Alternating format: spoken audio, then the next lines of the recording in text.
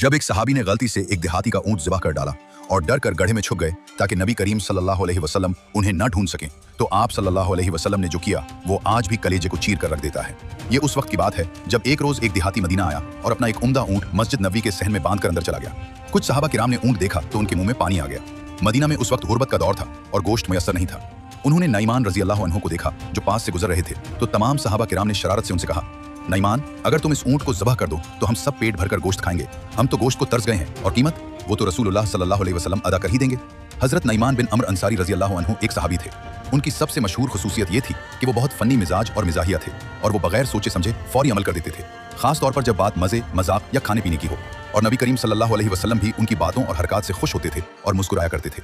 जब नईमान रजी अल्लाह अन्हु ने यह सुना तो बगैर कुछ सोचे समझे शोखी में आकर फौरन ऊंट ज़ुबह कर दिया। जब देहाती बाहर निकला तो अपना ऊंट ज़ुबहशुदा देखकर चीखने लगा, हाय मेरा ऊंट, ये किसने किया? शोर सुनकर नबी करीम सल्लल्लाहु अलैहि वसल्लम बाहर तशरीफ लाए और पूछा, क्या हुआ, ये किसने किया है? सहाबा रजी अल्लाह अन्हुम ने अर्ज किया, या रसूल अल्लाह, ये नईमान की हरकत है। नईमान रजी अल्लाह अन्हु को मालूम हो गया कि अब नबी सल्लल्लाहु अलैहि वसल्लम उन्हें ढूंढेंगे, तो वो फौरन हजरत जुबाह बिन्त जुबैर रजी अल्लाह अन्हा के घर में घुस गए और एक गड्ढे में लेटकर ऊपर से मिट्टी और खजूर के पत्ते डाल लिए। हजरत जुबाह बिन्त जुबैर नबी करीम सल्लल्लाहु अलैहि वसल्लम की चचाजाद बहन थी। नबी करीम सल्लल्लाहु अलैहि वसल्लम उनकी तलाश में निकले।